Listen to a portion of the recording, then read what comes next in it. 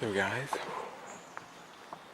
just a little bit out of breath real quick because of this tree right here. It is a wet tree, and it's around 6 inches in diameter. I just showed a couple clips of me carrying it. It is quite heavy. But anyways guys, I just wanted to kind of show you guys how this shelter is progressing. This is part 3 of construction of a campsite. Sorry for not mentioning that. If you guys have probably already noticed, I have gotten some work done since the last part. But as you guys can see, this is how it's coming along. This thing is actually made up of a lot of birch. But anyways, it's very prevalent out here. Take you guys on a quick tour of the shelter, how it's coming along, how it's progressed. The reason why I've done some more work on it is I did get a quick, short, like 30 minutes time to come out really quick and put some of these logs. I had already cut them up.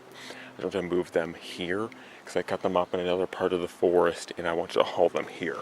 So as you guys can see, I have gotten a bit of work done. Sorry for a little bit overexposure, these trees. But this is how the shelter is coming along. You guys can see, I'll hop in here really quick, quite a bit of leg room in here.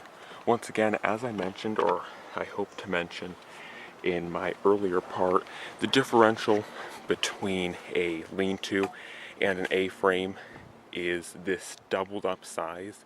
So generally I would have made the back side further out because there would have been no front. But because this is a double-sided lean-to essentially, I made it about a 4-foot spread on that side and about another 4-foot spread on this side using the 6-foot.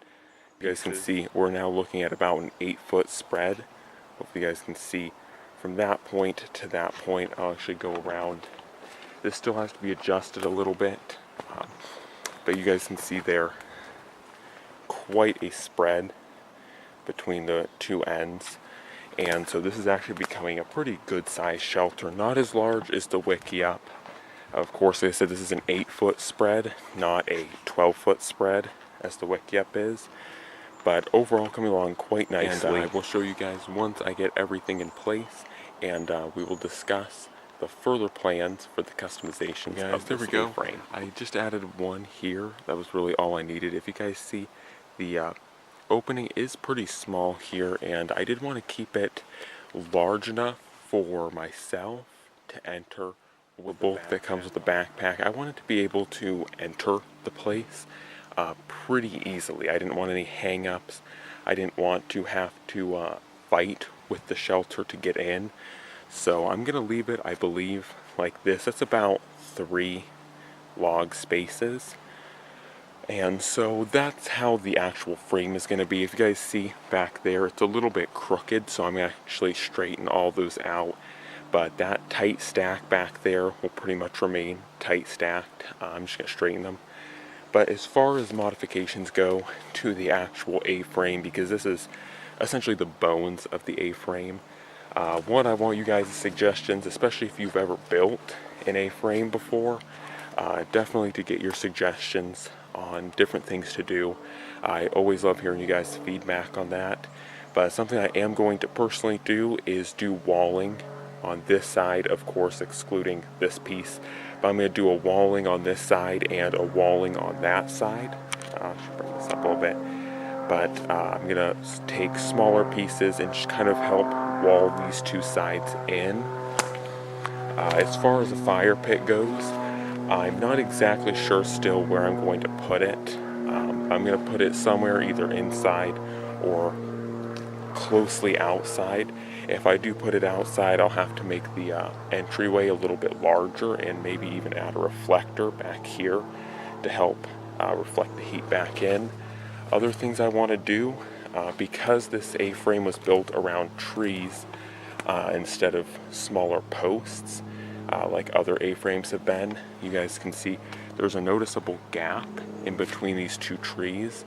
And so something I want to do is put a few smaller, around 6 to 7 foot trees going like this way, running this long way as kind of a roofing, and then adding some spruce boughs to just have an overall covered roof.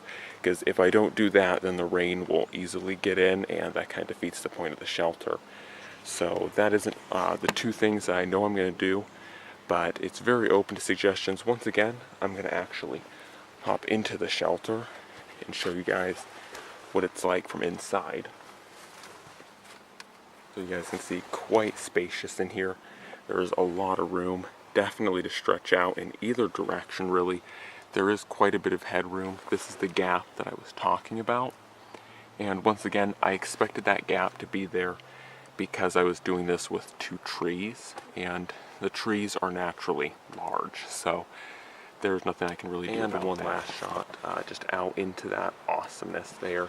This is actually all the way back, okay, pretty far back there, and so you guys can see, really awesome view. I really did like that view when I was setting it up, and once again, I'm really glad I chose a south facing for this shelter, because that gets a lot of ambient light, but yet I pulled the shelter just enough back into the brush that there's shading, so I get the amount of light that I want, and it ends up lighting up the shelter, but without giving me too much heat or just being overly bright. So anyways, there is part 3. The shelter is finished. That took me longer than I was hoping, but the A-frame is quite a considerable amount of work to do. So that is that, and don't forget to comment, like, share, and subscribe, and